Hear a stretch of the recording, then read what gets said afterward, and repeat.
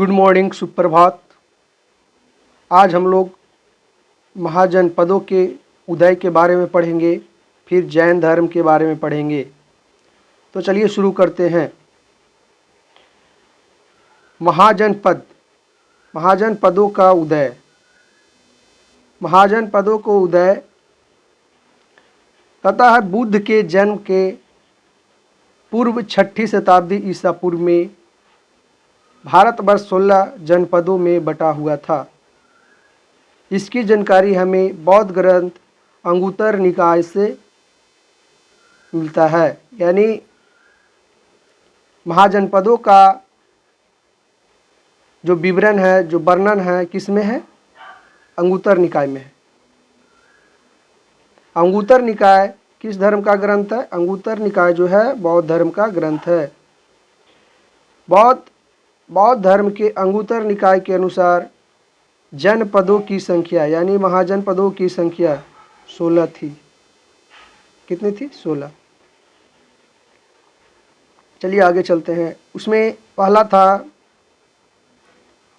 अंग, जिसका राजधानी था चंपा, जिसमें याद करिए महाभारत में यह अंग प्रदेश में शासन करते थे महादानिकर। ये अंग कहाँ था? भागलपुर, मुंगेर यानी बिहार के क्षेत्र में। भागलपुर और मुंगेर का जो क्षेत्र था अंग प्रदेश के नाम से जाना जाता था। मगध की राजधानी गिरिब्रज, जिसको अब राजगीर कहते हैं, जिसमें कौन कौन सा था? पटना और गया शामिल था।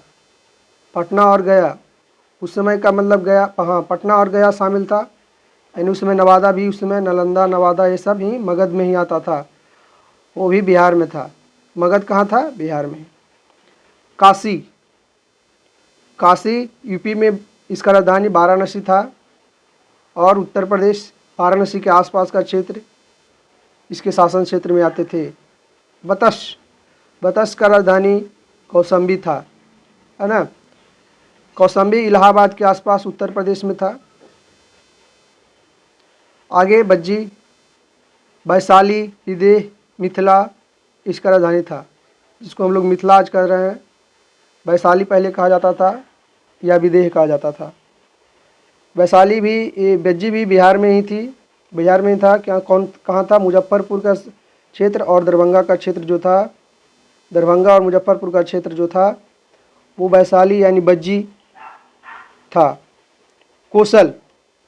कौशल का राजधानी श्रावस्ती, ये उत्तर प्रदेश में था। कौशल की राजधानी श्रावस्ती, ये उत्तर प्रदेश में था।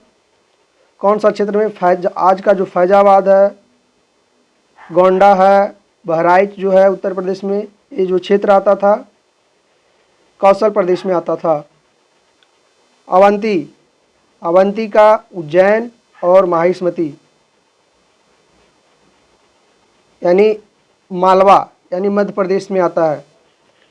यानी अवंती का 2 राजधानी था, एक उज्जैन था उत्तरी राजधानी और माहिष्मती था सेकेंड राजधानी, जो मध्य प्रदेश में आता है। यानी मालवा क्षेत्र में मध्य प्रदेश में आता है। कुशावती, मल का राजधानी कहाँ था? कुशावती। कहाँ आता है? तो ये भी उत्तर प्रदेश में आता है। देवरिया, बस्ती, गोरखपुर के जो क्षेत्र है वो मल में आता था। पंचाल की राजधानी अहिच्छत्र या काम्पिल्य, है ना। पंचाल की राजधानी जहाँ की पंचाली थी, पंचाल की राजधानी अहिच्छत्र और कंपिल्य। किस क्षेत्र में ये अभी का किस क्षेत्र को कहा जाता था? तो बरेली, बदायूं, फर्रुखाबाद, उत्तर प्रदेश। यानी ये सब जो उत्तर प्रदेश का बरेली, बदायूं, फर्रुखाबाद है वो पंचाल क्षेत्र में आता था। चेदी का शक्तिमती, ये भी उत्तर प्रदेश में है। इसका जो क्षेत्र था बुंदेलखंड का क्षेत्र था। कुरु, इंद्रप्रस्थ है इसका राजधानी कुरु का, जो अभी का दिल्ली, मेरठ, हरियाणा है वो इंद्रप्रस्थ में आता था। आगे है मत्स्य का राजधानी है विराटनगर, ये राजस्थान में आता था। जयपुर, अलवर, भरतपुर का क्षेत्र जो था वो मत्स्य में था।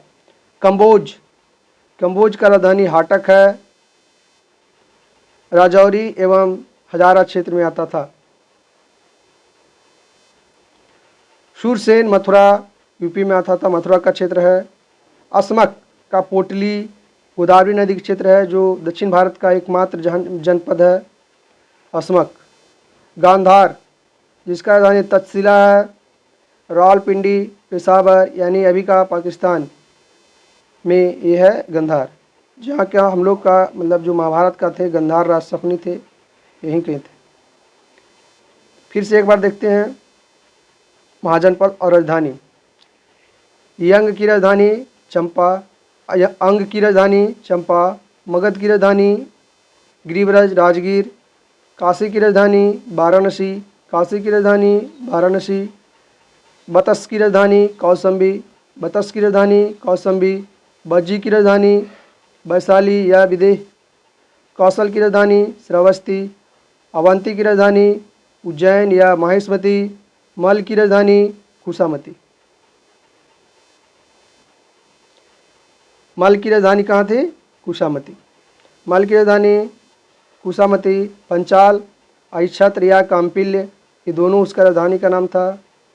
चेदी, शक्तिमती, चेदी, शक्तिमती, कुरु, इंद्रप्रस्थ, मत्स्य, विराटनगर, कंबोज, हाटक, शूरसेन, मथुरा, अस्मक का पोटली या पोतन जो दक्षिण भारत में था, और गंधार का तक्षशिला जो पाकिस्तान में है। तो चलिए अब हम लोग जैन धर्म स्टार्ट करते हैं। जैन धर्म स्टार्ट करने से पहले मैं कहना चाहूँगा कि जो एंशिएंट हिस्ट्री का यानी प्राचीन हिस्ट्री का जो चैप्टर है पाषाण काल, सिंधु सभ्यता, वैदिक सभ्यता, ये थोड़ा सा हार्ड है। अब हम लोग आसान की ओर बढ़ रहे हैं धीरे धीरे। हिस्ट्री का जो आसान पोर्शन है उसको पढ़ रहे हैं, लेकिन ये भी एंशिएंट हिस्ट्री में ही आता है। चलिए शुरू करते हैं। जैन धर्म। जैन धर्म के संस्थापक एवं प्रथम तीर्थंकर थे ऋषभदेव। कौन थे? ऋषभदेव। जैन धर्म के 23वें तीर्थंकर पार्श्वनाथ थे। 23वें पार्श्व, ये थे फर्स्ट, ये थे जैन धर्म के 23वें तीर्थंकर पार्श्वनाथ थे, जो काशी के इक्ष्वाकु वंशीय राजा अश्वसेन के पुत्र थे। पार्श्वनाथ किसके पुत्र थे? अश्वसेन के। अश्वसेन कहाँ का राजा थे? तो काशी का। इक्ष्वाकु राजा, इक्ष्वाकु वंश का राजा थे। इन्होंने 30 वर्ष की अवस्था में संन्यास जीवन को स्वीकारा। जो पार्श्वनाथ थे वो 30 वर्ष की अवस्था में संन्यास धारण कर लिए थे। इसके द्वारा दी गई शिक्षा थी, जो इनके द्वारा दी गई शिक्षा थी वो था हिंसा ना करना, सदा सत्य बोलना, चोरी ना करना तथा संपत्ति ना रखना। तथा हिंसा ना करना मतलब कि मार काट नहीं मचाना है, सदा सत्य बोलना है, झूठ नहीं बोलना है, चोरी नहीं करना है और संपत्ति नहीं रखना है। आगे चलते हैं। महावीर स्वामी जैन धर्म के 24वें एवं अंतिम तीर्थंकर हुए। जो महावीर स्वामी थे वो जैन धर्म के 24वें और अंतिम तीर्थंकर हुए।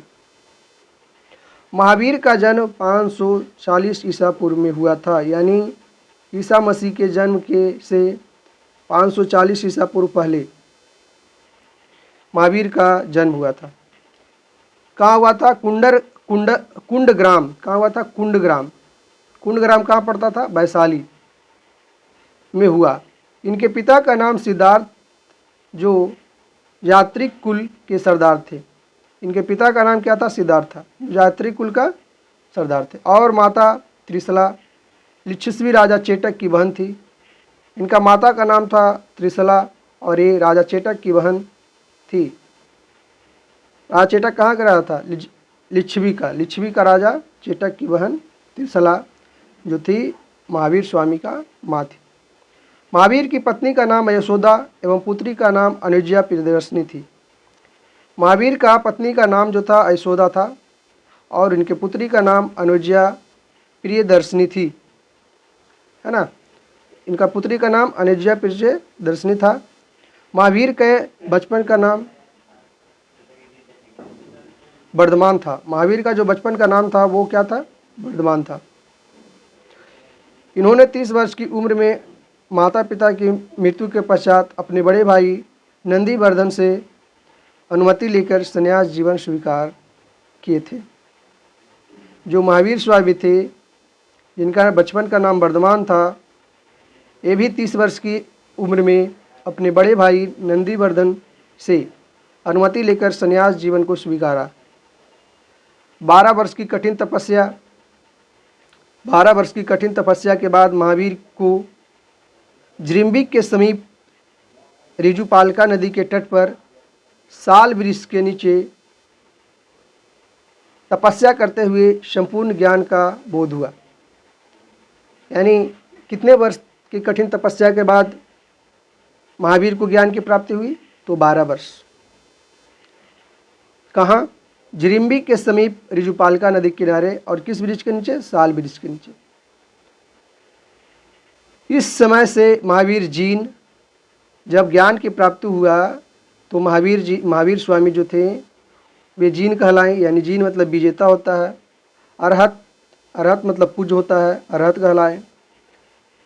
निग्रंथ कहलाएं। निग्रंथ मतलब बंधनहीन कहलाएं। निग्रंथ मतलब क्या होता है? बंधनहीन। ज्ञान प्राप्ति के बाद क्या कहलाएं? जीन कहलाएं, अरहत कहलाएं और निग्रंथ कहलाएं। निग्रंथ का मतलब होता है बंधनहीन, जीन का मतलब होता है विजेता और अरहत का मतलब होता है पूज्य। महावीर ने अपना उपदेश प्रकृति अर्धमगधी भाषा में दी। महावीर जो अपना उपदेश दिए वो प्रकृति भाषा में दिए, अर्धमगधी में। महावीर के अनुयायी को मूलतः निग्रंथ कहा जाता था। महावीर के प्रथम अनुयायी उनके दामाद जामील बने। महावीर का प्रथम अनुयायी कौन बना? उनके दामाद जामील बने। प्रथम जैन भिक्षुनी नरेश दधिवाहन की पुत्री चंपा थी। जो प्रथम भिक्षुनी थी वो नरेश दधिवाहन का पुत्री चंपा थी। महावीर ने अपने शिष्यों को 11 गंधारों में विभाजित किया था। महावीर स्वामी जो थे अपने शिष्यों को 11 गंधार यानी 11 उस तरह का क्लास था, 11 गंधारों में विभाजित किए। आर्य सुधर्मा अकेला ऐसा गंधर्व था जो महावीर की मृत्यु के बाद भी जीवित रहा और जो जैन धर्म का प्रथम सेरा या मुख्य उपदेशक बना। आर्य सुधर्मा ऐसा व्यक्ति था जो महावीर की मृत्यु के बाद भी वो जीवित रहा और वो जैन धर्म का प्रथम थेरा या उपदेशक हुआ। महावीर स्वामी के भिक्षुनी संघ का प्रधान चंदना थी।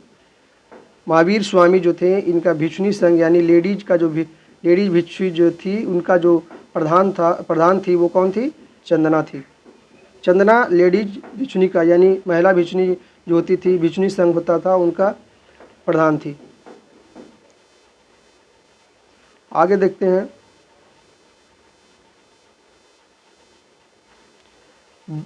जैन संगीति के बारे में जैन धर्म और उनके जो तीर्थंकर थे और उनका प्रतीक चिन्ह क्या है इनके बारे में पढ़ेंगे।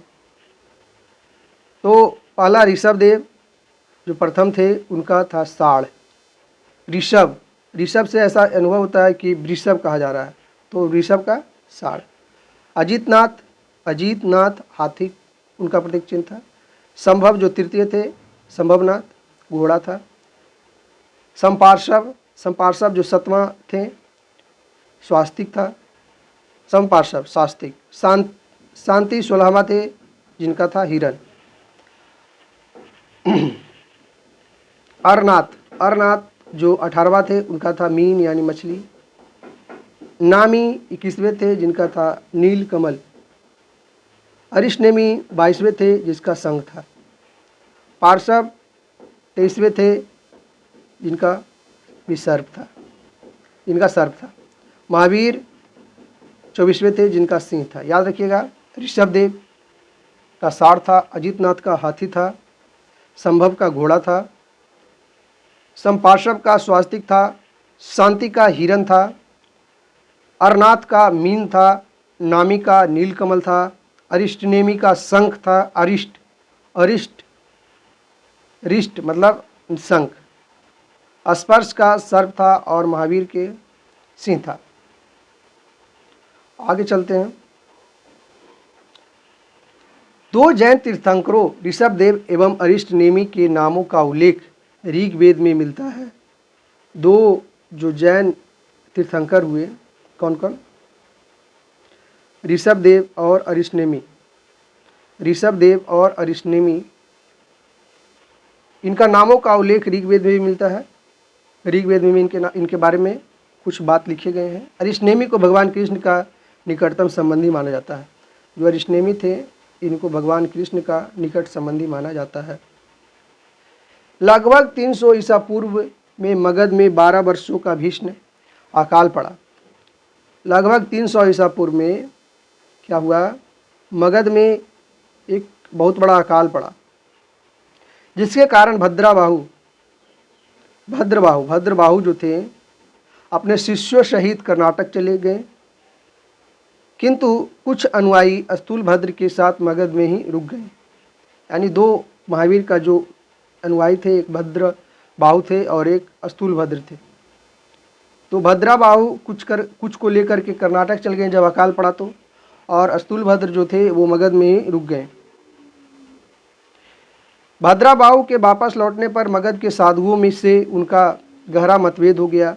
जब भद्रबाहु लौटे तो जो मगध का साधु था उनसे गहरा मतभेद हो गया। इसलिए हो गया क्योंकि वो जब वो लोग सोचे, साधु लोग सोचे कि हमारा जब खराब समय था तो ये हमें छोड़ के चला गया था, तो भारी मतभेद हुआ, जिसके परिणाम स्वरूप जैन धर्म श्वेतांबर और एवं दिवांगर नामक दो संप्रदायों में बट गया।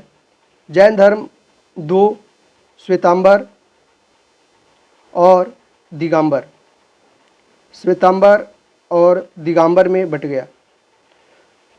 श्वेतांबर जो थे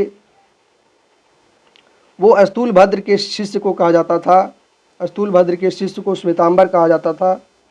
लेकिन भद्रबाहु जो थे इनके शिष्य को दिगंबर कहा जाता था। श्वेतांबर श्वेत वस्त्र धारण करने वाले थे और दिगंबर नग्न रहने वाले थे।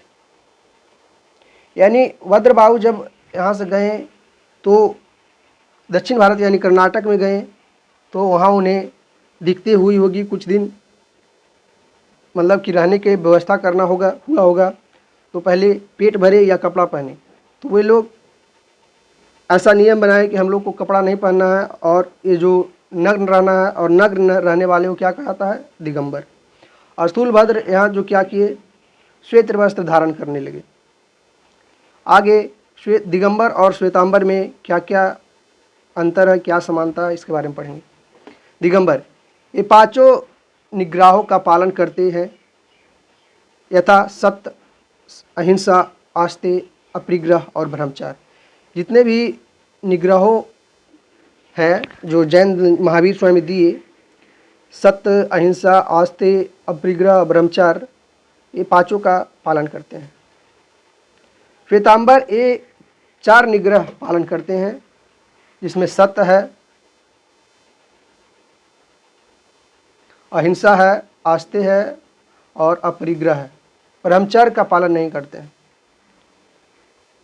आगे यह संप्रदाय 6 अनंत पदार्थों का अस्तित्व प्रकट करती है, यथा आत्मा, जीव, पदार्थ, उद्गल, अंतरिक्ष, आकाश, गति, धर्म, स्थिरता, अधर्म तथा समय काल। ये 6 अनंत पदार्थों का अस्तित्व प्रकट करता है।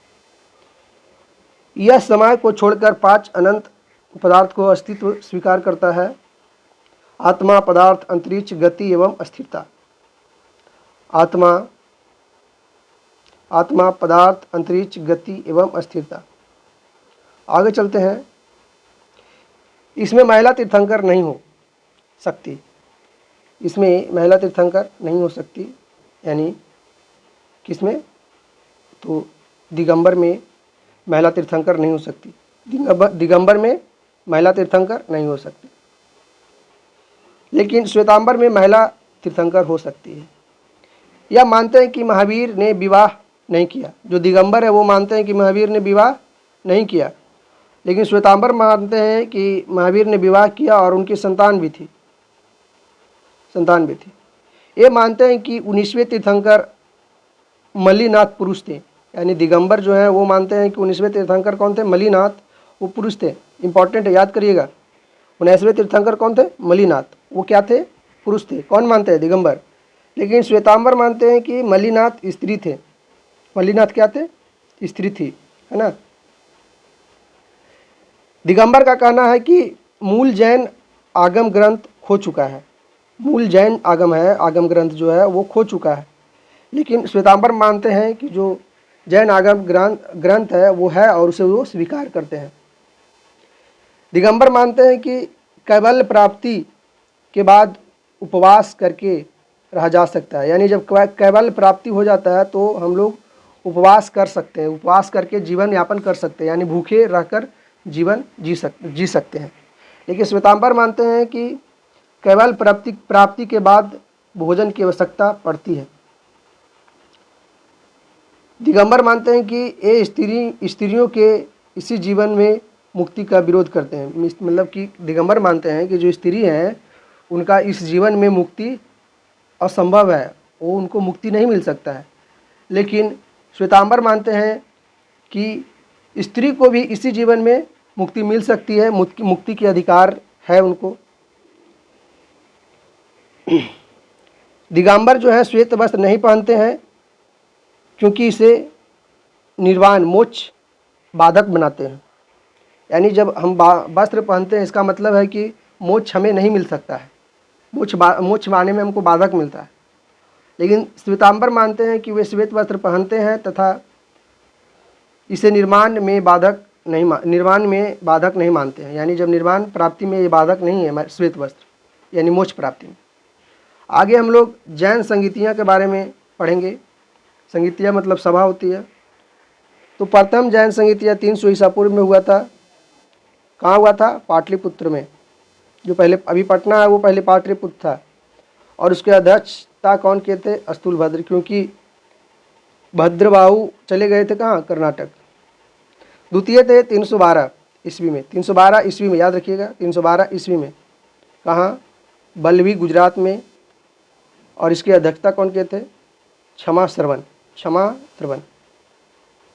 बल्लभी गुजरात में और क्षमा श्रवण इसके अध्यक्षता किए थे। पहला 300 ईसा पूर्व में पाटलिपुत्र में स्थूलभद्र किए। दूसरा 512 ईस्वी में हुआ। 512 ईस्वी बल्लभी गुजरात में हुआ और क्षमा श्रवण इसके अध्यक्षता की। जैन धर्म के त्रिरत्न है सम्यक दर्शन, सम्यक ज्ञान और सम्यक आचरण। सम्यक दर्शन का मतलब होता है सही विश्वास करना। सम्यक दर्शन मतलब सही विश्वास करना। सम्यक ज्ञान मतलब सही ज्ञान। और सम्यक आचरण मतलब होता है सही आचरण। त्रिरत्न के अनुशीलन में निम्न 5 महाव्रतों का पालन अनिवार्य है। जो त्रिरत्न है उनका महाव्रत क्या है? त्रिरत्न क्या? अहिंसा, सत्य वचन। त्रिरत्न के अनुशीलन में निम्न 5 महाव्रत। 5 महाव्रत इनके क्या क्या है? 5 महाव्रत इनके क्या क्या है? तो अहिंसा, सत्य वचन, आस्तेय, अपरिग्रह और ब्रह्मचर्य, ये इनका 5 महाव्रत है। ये अपनाते हैं तब ये मतलब जैन धर्म में जाने के बाद ये सब अपनाया जाता है। अहिंसा, सत्यवचन, आस्तेय, अपरिग्रह और ब्रह्मचर्य। जैन धर्म के 4 शिक्षा, अन्न, चिकित्सा और आवास के सिद्धांत ने इसे लोकप्रिय बनाने में मदद किया। यानी जैन धर्म के 4 वर्ग थे। कौन कौन थे कि अगर आप जैन धर्म अपनाते हैं तो शिक्षा लेना होगा, अन्न जरूर खाना होगा, चिकित्सा भी लेना होगा और आवास में रहना ही भी रह भी सकते हैं। तो ये इनको बहुत लोकप्रिय बनाता है। जैन धर्म में ईश्वर की मान्यता नहीं है, यानी ये ईश्वर को नहीं मानते हैं। जैन धर्म ईश्वर को नहीं मानते हैं। जो इनके तीर्थंकर हुए गुरु के रूप में हुए, वो उपदेश देते थे। जैसे हम लोग को पुरोहित जो होते हैं बैठ करके मंत्र पढ़ा वो कथा सुनाते हैं, उसी तरह ये जो तीर्थंकर थे वे गुरु के रूप में थे और ये शिक्षा देते थे, ना कि ये भगवान थे। आगे चलते हैं।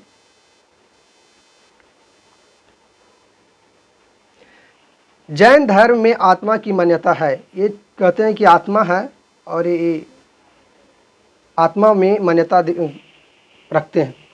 जैनियों के अनुसार जीव यानी आत्मा न केवल मनुष्यों व पशु पक्षियों में वरना पेड़ पौधे पत्थरों व जल में भी पाया जाता है। जैन लोग जो हैं उनके अनुसार आत्मा जीव में भी, मनुष्य, पशु पक्षी, पेड़ पौधा, पत्थरों और जल में भी पाया जाता है। जैन धर्म के अनुसार सृष्टि का निर्माण जीव एवं अजीव नामक 2 मूल तत्वों से हुआ है। जैन धर्म का कहना है कि जो सृष्टि का निर्माण हुआ है वो दो ही तत्व से हुआ है। एक जीव है और दूसरा अजीव है। जीव चेतना तत्व है, जीव का मतलब चेतना तत्व है, और अजीव अचेतन जड़ तत्व है। यानी जीव तत्व है और अचेत यानी अजीव क्या है, जड़ तत्व है, जड़ तत्व है। पदगल, काल, आकाश, धर्म और अधर्म। जीव कौन कौन है? पदगल है, काल है, आकाश है, धर्म है, अधर्म, ये सब क्या है, अजीव है। महावीर पुनर्जन्म एवं कर्म वाद में विश्वास रखते हैं। महावीर को कहना है कि पुनर्जन्म ले सकता है और कर्मवाद यानी कर्म का फल जो है वो उसमें विश्वास रखते हैं। जैन धर्म के सप्तभंगी ज्ञान के अन्य नाम स्यादवाद और अनेकांतवाद, जो जैन धर्म का मौलिक सिद्धांत है। सप्तभंगी ज्ञान, इनका ज्ञान को क्या कहते हैं? सप्तभंगी ज्ञान। और इनका इसको किस नाम जाना जाता है? तो स्यादवाद और अनेकांतवाद, जो जैन धर्म का मौलिक सिद्धांत है, मुख्य सिद्धांत है। आगे चलते हैं। जैन धर्म ने अपने आध्यात्मिक विचारों को सांख्य दर्शन से ग्रहण किया। जैन धर्म अपने आध्यात्मिक विचारों को किससे ग्रहण किया? सांख्य दर्शन से। सांख्य दर्शन का जो प्रवर्तक कौन थे? कपिल। जैन धर्म मानने वाले कुछ राजा थे। कौन कौन थे? उदायन थे, बंदराजा थे, चंद्रगुप्त मौर्य थे, कलिंग नरेश खारवेल थे, राष्ट्रकूट राजा अमोघवर्ष, चंदेल शासक थे। कौन कौन थे? तो उदायन, बंदराजा, चंद्रगुप्त मौर्य, कलिंग नरेश खारवेल, राष्ट्रकूट राजा अमोघवर्ष और चंदेल शासक थे। मैसूर के गंग वंश के मंत्री चामुंड के प्रोत्साहन से कर्नाटक के श्रवणबेलगोला में 10वीं शताब्दी के मध्य भाग में विशाल बाहुबली की मूर्ति गोमतेश्वर की मूर्ति का निर्माण किया गया। गोमतेश्वर की प्रतिमा कायोत्सर्ग मुद्रा में है। महावीर तपस्या की इस मुद्रा में वह अपनी चारों ओर के वातावरण से अनभिज्ञ हैं। कहा जाता है कि मैसूर के राजा गंग वंश के मंत्री, मैसूर के गंग वंश का मंत्री चामुंड के प्रोत्साहन से कर्नाटक के श्रवणबेलगोला में 10वीं सदी के मध्य में विशाल मूर्ति बाहुबली की मूर्ति यानी गोमतेश्वर की मूर्ति का निर्माण किया गया है ना। गोमतेश्वर की मूर्ति को ही बाहुबली की मूर्ति कहा जाता है। गोमतेश्वर की प्रतिमा काय उत्सर्ग मुद्रा में है। काय उत्सर्ग मुद्रा में यानी काया दिखा रहा है। महावीर तपस्या की इस मुद्रा में वह अपने चारों ओर के वातावरण से अनभिज्ञ हैं। यानी तपस्या के इस मुद्रा में अपने जो चारों ओर का वातावरण है उससे अनभिज्ञ हैं। इनके पैरों में सांप लपेटे हुए हैं तथा चींटियां ने मिट्टी का घरौंदे बना दिया है। इस तरह से लीन है तपस्या में कि इनके पैर में सांप लिपटा हुआ है, वो उनको पता नहीं चल रहा है। वो तपस्या में लीन है। और चींटियाँ इनके पैरों, इनके चींटियाँ जो है वो घरौंदा बना दिया है पैरों के नीचे। यह मूर्ति 18 मीटर ऊंची है एवं एक ही चट्टान को काटकर बनाया गया है। सोचिए पहले का कलाकृति कैसा था कि एक ही चट्टान को काट करके मूर्ति बना दिया गया था। और ये मूर्ति कितना था? 18 मीटर ऊंची। चलिए आगे देखते हैं। खजुराहो को जैन मंदिर का निर्माण चंदेल शासकों द्वारा किया गया। खजुराहो में जैन मंदिर है, उसका निर्माण कौन किया? चंदेल शासक ने किया। आधुनिक तमिलनाडु के पुडुकोडाई जिले में स्थित सितनावासल या सीतनवासल गुफाएं जैन धर्म से संबंधित है। जो तमिलनाडु में सीतनवासल गुफा कहाँ है? तो तमिलनाडु में। सीतनवासल गुफा कहाँ है? तमिलनाडु का पुदुकोट्टई में। जो कहाँ किससे संबंधित है? जैन धर्म से संबंधित है। मौर्योत्तर युग में मथुरा जैन धर्म का प्रसिद्ध केंद्र था। मौर्योत्तर यानी मौर्य के बाद का काल में मथुरा जो था जैन धर्म का प्रसिद्ध केंद्र था। मथुरा कला का संबंध जैन धर्म से है। मथुरा कला का संबंध किससे? जैन धर्म से। जैन तीर्थंकरों की जीवनी भद्राबाहु द्वारा रचित कल्पसूत्र में है। कल्पसूत्र का रचना किसने किया? भद्रबाहु। कल्पसूत्र का रचना किसने किया? भद्रबाहु। जिसमें जैन तीर्थंकरों जो 24 तीर्थंकर हुए उनके जीवनी के बारे में लिखा हुआ है। 72 वर्ष की आयु में महावीर की मृत्यु हो गई। 72 वर्ष की आयु में महावीर की मृत्यु हो गई, जिसे निर्माण कहा जाता है। क्या कहा जाता है? निर्माण। कब हुआ? 468 ईसा पूर्व में। कहाँ हुआ? तो बिहार राज्य के पावापुरी राजगीर में हो गया। जो राजगीर के निकट पावापुरी है वहाँ महावीर स्वामी की मृत्यु 468 ईसा पूर्व में हो गया। और जन्म कहाँ हुआ था? तो कुंडग्राम वैशाली में। मल्ल राजा श्रीस्तिपाल के राजप्रसाद में महावीर स्वामी को निर्माण प्राप्त हुआ। मल्ल राजा श्रीस्तिपाल के राजप्रसाद में यानी उनके द्वारा दिया गया जो कुटिया था यानी जो घर था उसमें रह रहे थे महावीर स्वामी, उसी में उनका निर्माण प्राप्त हुआ। आगे चलते हैं, बौद्ध धर्म का कुछ हिस्सा पढ़ते हैं हम लोग। बौद्ध धर्म के संस्थापक गौतम बुद्ध थे। इन्हें एशिया का ज्योतिपुंज यानी लाइट ऑफ एशिया कहा जाता है। गौतम बुद्ध का जन्म 563 ईसा पूर्व में कपिलवस्तु के लुम्बिनी नामक स्थान पर हुआ था। इनके पिता सुधोधन शाक्यगण के मुखिया थे। यानी जो बौद्ध धर्म है, बौद्ध धर्म जो है इनके संस्थापक कौन थे? तो गौतम बुद्ध इनके संस्थापक थे। और इन्हें लाइट ऑफ एशिया यानी एशिया का ज्योतिपुंज कहा जाता है। गौतम बुद्ध का जन्म 563 ईसा पूर्व में कपिलवस्तु के निकट लुम्बिनी यानी नेपाल में हुआ था। कपिलवस्तु कहाँ है? लुम्बिनी नेपाल में है। इनके पिता का नाम सुधोधन था और ये शाक्यगण के मुखिया थे, है ना। इनकी माता माया देवी थे। इनका जो माता थी वो माया देवी उनका नाम था। और इनकी मृत्यु इनके जन्म के 7वें दिन ही हो गई थी। माया देवी की मृत्यु जन्म के 7वें दिन ही हो गई। इनका लालन पालन जो था, इनका जो लालन पालन किए यानी पोस पाल के बड़ा किए, कौन किए? सौतेली माँ प्रजापति गौतमी ने किया।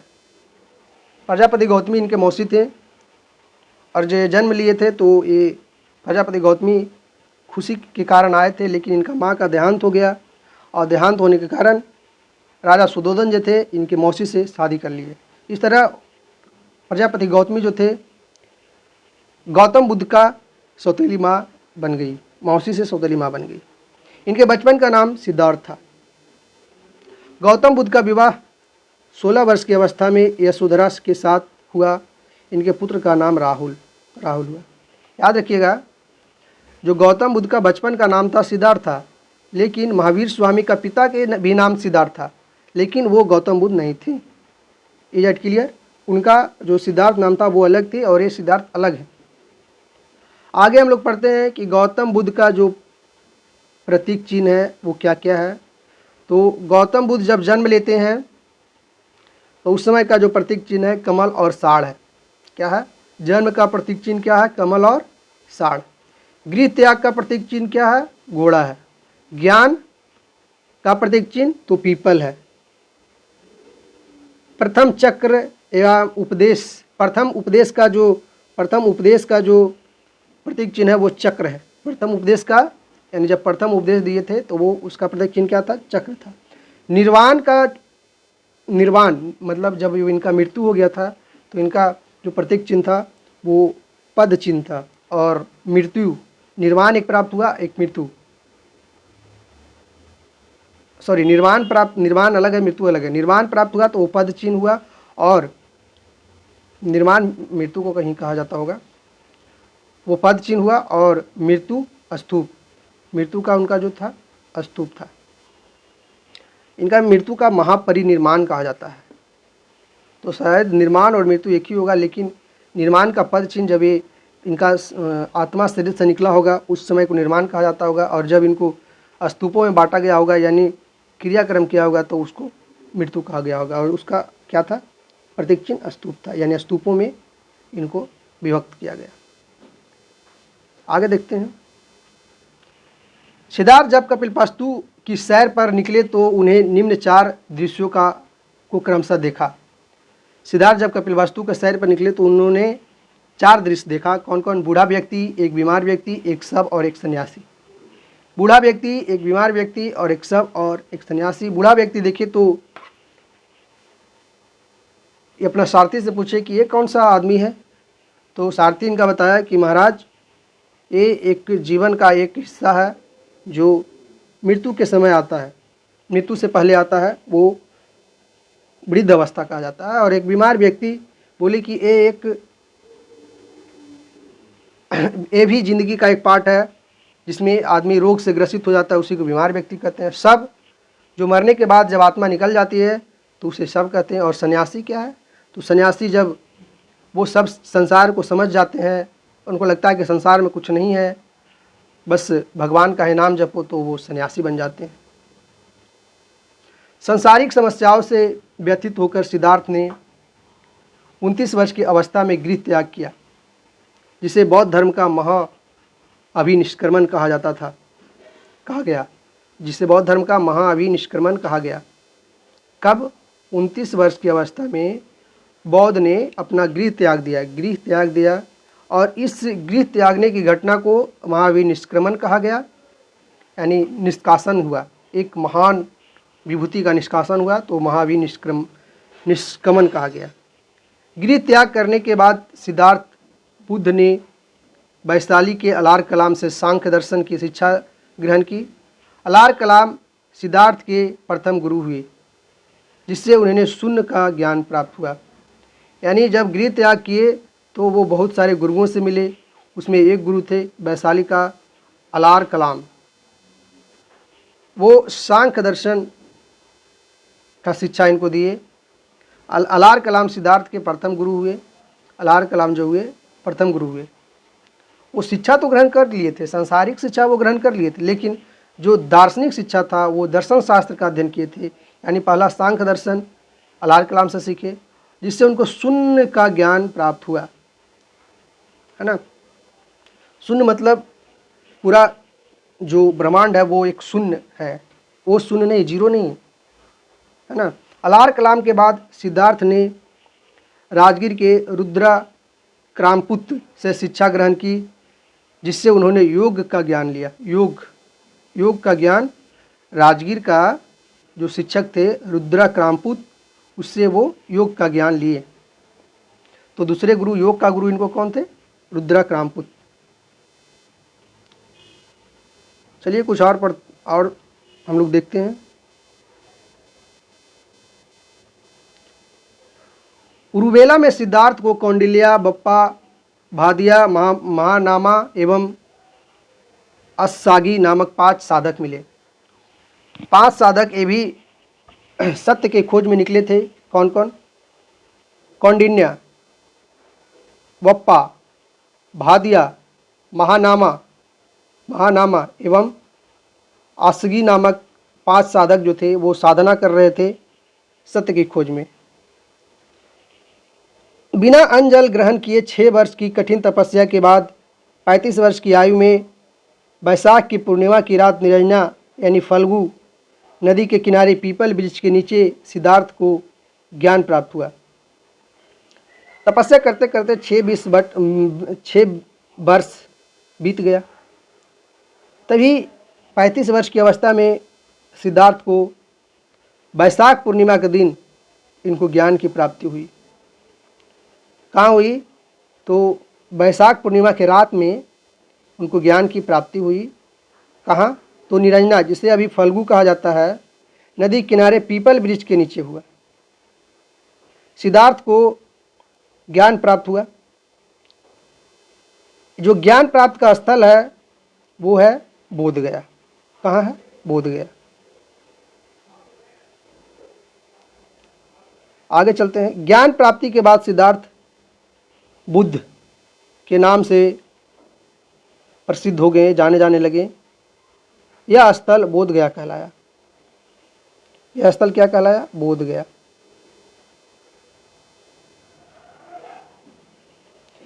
यह स्थान क्या कहलाया? बोधगया कहलाया, जहाँ बुद्ध को ज्ञान की प्राप्ति हुई। बुद्ध ने अपना प्रथम उपदेश यानी पहली बार किसी को अगर शिक्षा दिए तो वो सारनाथ में शिक्षा दिए। यानी सारनाथ को पहले ऋषिपत्तनम कहा जाता था। क्या कहा जाता था? ऋषिपत्तनम, जिसे बौद्ध ग्रंथों में धर्म चक्र प्रवर्तन कहा जाता है। यानी जो चक्र है धर्म का, उसका प्रवर्तन हुआ। बुद्ध ने अपने उपदेश जन साधारण की भाषा पाली में दिए। वो पाली भाषा में अपना उपदेश दिए, लेकिन महावीर प्रकृति भाषा में दिए थे। बुद्ध ने अपने उपदेश कोसल, श्रावस्ती, कौसंबी व अन्य राज्यों में दिए।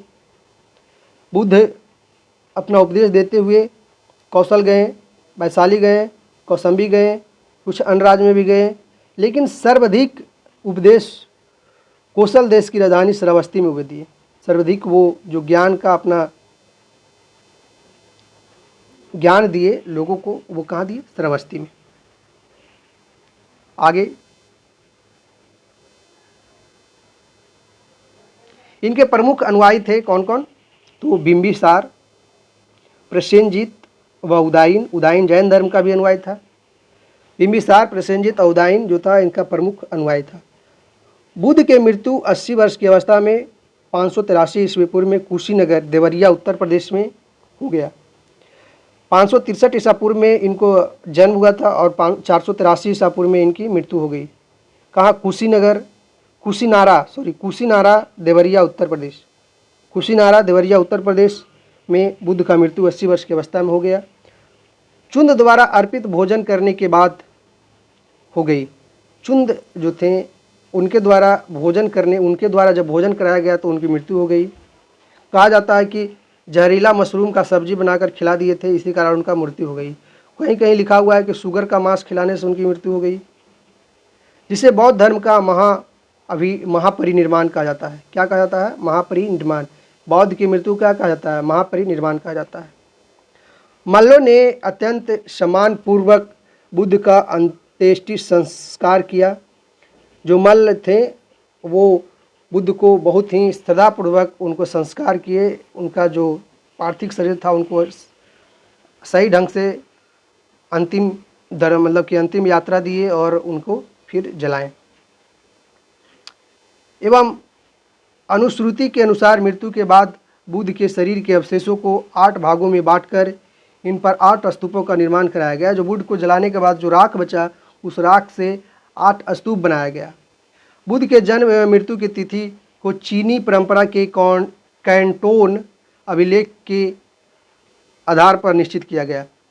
बुद्ध का जन्म और मृत्यु जो था वो चीनी परंपरा के कैंटोन अभिलेख के आधार पर, चीन में एक परंपरा है चीनी परंपरा के अनुसार, और वहाँ का एक अभिलेख है कैंटोन अभिलेख, उसके आधार पर निश्चित किया गया। बौद्ध धर्म के बारे में हमें विशद ज्ञान त्रिपिटक यानी विनय पिटक, शुद्ध पिटक और अभिधम पिटक, त्रिपिटक 3 है, विनय पिटक, शुद्ध पिटक और अभिधम पिटक से प्राप्त हुआ है ना। तीनों पिटकों की भाषा पाली थी, जो बुक लिखे गए थे पाली भाषा में। थेरावाद मत को पाली त्रिपिटक सबसे पुराना है। थेरावाद मत की जो है, थेरावाद एक मत है, उसका त्रिपिटक जो है सबसे पुराना है। सूत्र पिटक के में बुद्ध के धार्मिक सिद्धांतों को संवाद के रूप में संकलित किया गया है। जो सूत्र पिटक है उसमें बुद्ध का धार्मिक संवादों का संकलन है और उसमें बताया गया है कि वो संवाद के रूप में संकलित है ना, वाद विवाद संवाद। विनय पिटक में संघ के भिक्षु एवं भिक्षुणी के लिए बनाए गए नियमों का संग्रह है। यानी जो विनय पिटक है वो विनय पिटक जो है उसमें नियमों का संग्रह है कि बौद्ध धर्म ग्रहण करने के बाद कौन कौन सा नियम अपनाना होगा, और उनमें संघ का अनुशासन के तोड़ने पर किए जाने वाले प्रायश्चितों की सूची भी दी गई है। और ये भी बताया गया है कि अगर आप नियम को तोड़ते हैं तो किस तरह का प्रायश्चित करना होगा। अभिधम पिटक में अभिधम पिटक जो है तीसरा बुक, सूत पिटक में वर्णित सिद्धांतों के सुव्यवस्थित अनुशीलन के लिए आवश्यक सूचनाओं की सारांश एवं प्रश्नोत्तरी का समावेश किया गया है। यानी अभिधम जो पिटक है उसमें बताया गया है कि सूत पिटक में वर्णित सिद्धांत को सुव्यवस्थित किया गया है और उसको एक सूची में संग्रह किया गया है। और प्रश्नोत्तरी, एक प्रश्न कर रहे हैं एक उत्तर दे रहे हैं, बौद्ध धर्म से संबंधित प्रश्न कर रहे हैं एक उत्तर दे रहे हैं, अगर बौद्ध धर्म हम अपनाते हैं तो क्या करना होगा, उस तरह का प्रश्नोत्तरी जो संकलन है अभिधम पिटक में है। आगे देखते हैं। पाली त्रिपिटकों की पहली शताब्दी ईसा पूर्व में श्रीलंका के शासक बतगामिनी की देखरेख में पहली बार लिपिबद्ध किया गया था। जो पाली त्रिपिटक है वो श्रीलंका के शासक, पाली जो त्रिपिटक है वो श्रीलंका के शासक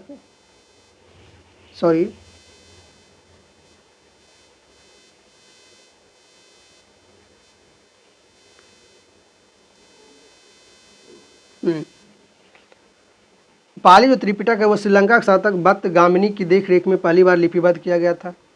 लिपिबद्ध मतलब उसको लिपि में लिखा गया था। सूत पिटक के 5 निकाय है, दीघ, मझिम, संयुक्त, अंगुत्तर, खुद्दक। ये सब क्या है, सूत पिटक का निकाय है। दीघ, मंझिम, संयुक्त, अंगुत्तर और खुद्दक। बुद्ध के पूर्व जन्मों से जुड़ी जातक कथाएं खुद्दक निकाय की 15 पुस्तकों में से एक है। जो बुद्ध की पूर्व जन्म से जुड़ी जो जातक कथा है वो खुद्दक निकाय यानी खुद्दक निकाय की 15 पुस्तकों में से एक है। खुद्दक निकाय में कितने पुस्तक है, 15। उसमें से एक है बुद्ध के पूर्व जन्मों से जुड़ी हुई जातक कथाएं। खुद्दक निकाय में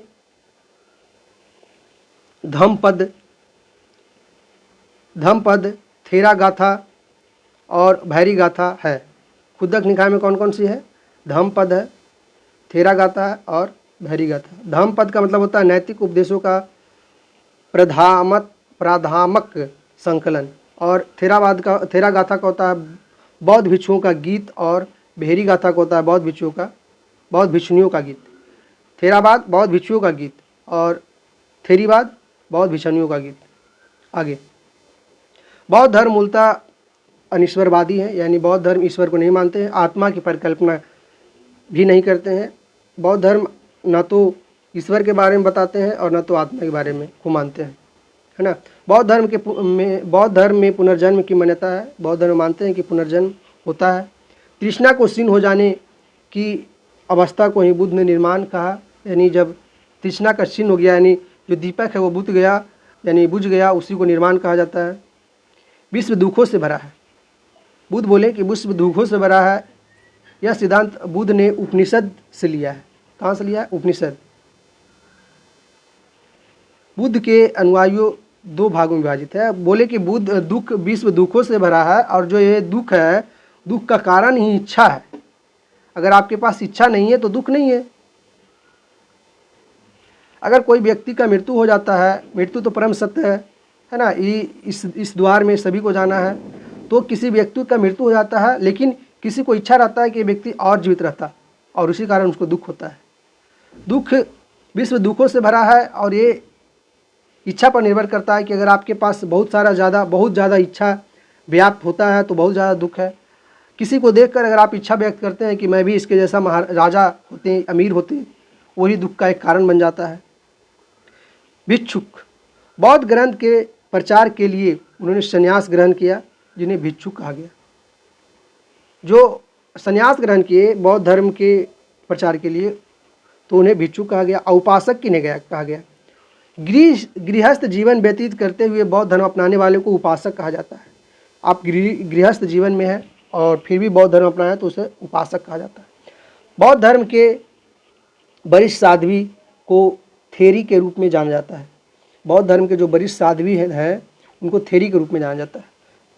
कहा जाता है बौद्ध संघ में सम्मिलित होने के लिए न्यूनतम आयु 15 वर्ष है ना। जो बौद्ध संघ में अगर आप सम्मिलित होना चाहते हैं तो आपका न्यूनतम आयु 15 वर्ष होना चाहिए। बौद्ध संघ में प्रविष्ट होने को उपसंपदा कहते हैं, यानी बौद्ध संघ में शामिल होने को उसको क्या कहते हैं?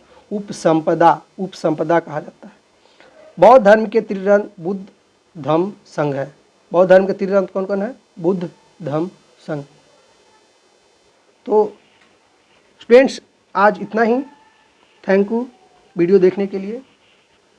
और पाठशाला एकेडमी यूट्यूब चैनल को सब्सक्राइब करें, लाइक करें और कमेंट करें, ताकि हम आपके जो प्रॉब्लम हो रहा है उसको सलूशन कर पाएँ।